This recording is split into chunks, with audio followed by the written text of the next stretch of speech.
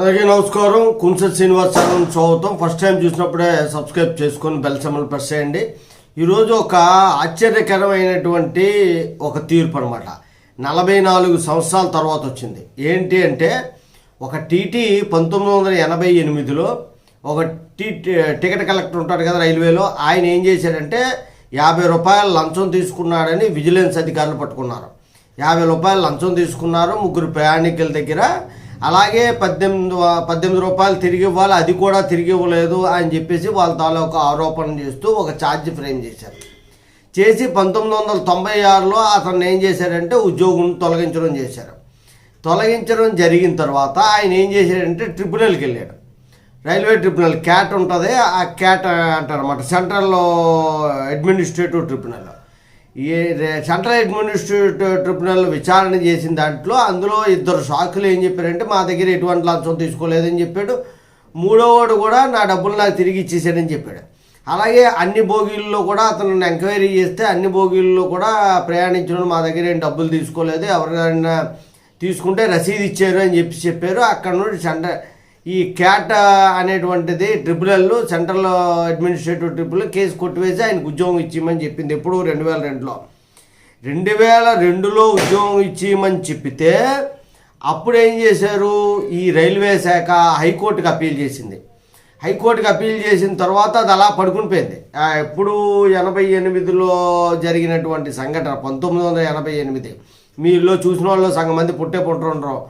అయితే ఆ సమయంలో ఎప్పుడైతే ట్రిబ్యునల్ ఇచ్చిన తీర్పుని వీళ్ళు అమలు చేయకుండా హైకోర్టుకి వెళ్ళారో, హైకోర్టు పడుకోబెట్టించింది ఆ కేసు. ముంబై హైకోర్టులో పడుకొని అతను చనిపోయిన తర్వాత అతని తాలూకా వారసులు పోరాటం చేస్తూ వాళ్ళు సుప్రీంకోర్టుకి వెళ్తే సుప్రీంకోర్టు ఇప్పుడు బయటికి తీసి ఇన్ని సంవత్సరాలు ఇలాగ అవమానించడం కరెక్ట్ కాదు, 44 సంవత్సరాలు అయిపోయింది అంటే అప్పుడు కొడుకు మనవడు కూడా అయిపోయి ఉంటాడు, మనవడు వచ్చి ఉంటాడు. ఇన్ని సంవత్సరాలు రావాల్సినటువంటి జీతము దాని తాలూకా అన్ని బెనిఫిట్స్ కూడా ఇవ్వాలని చెప్పేసి ఆయనకి ఆదేశాలు అనేవి జారీ చేసింది. అయితే విచిత్రమైన సంఘటన ఏంటంటే 96లో నుండి 2002 అంటే ఒక 4-5 సంవత్సరాలు విచారణ చేసి తీర్పు ఇవ్వడం జరిగింది. ఒక 6 సంవత్సరాల్లో వెంటనే ఉద్యోగం ఇచ్చేసి బెనిఫిట్స్ ఇచ్చుంటే ఒకలాగా ఉన్నాం 2002లో.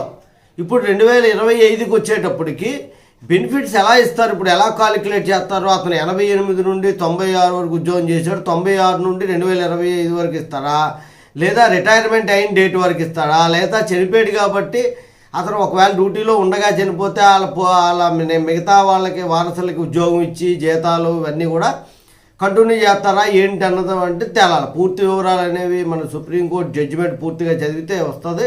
అలాగే పూర్తి కేసు వివరాలు మనకు తెలియదు కాబట్టి మనం ఇంతవరకు చదువుకుందాం. ఎందుకంటే భారతదేశంలోనే 44 సంవత్సరాలు, 108 సంవత్సరాలు, 58 సంవత్సరాలు నేను పెట్టాను ముందు కేసులు చూడండి.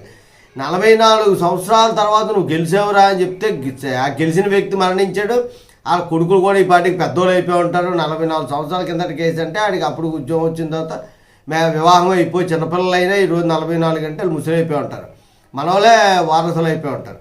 అంటే ఈరోజు అతనికి వచ్చిన దానిలో 1,50,000 2 లక్షలు ఒకవేళ వచ్చి ఉంటే దానికి డబుల్ కోర్టు ఖర్చులే అయిపోయి ఉంటాయి కదా.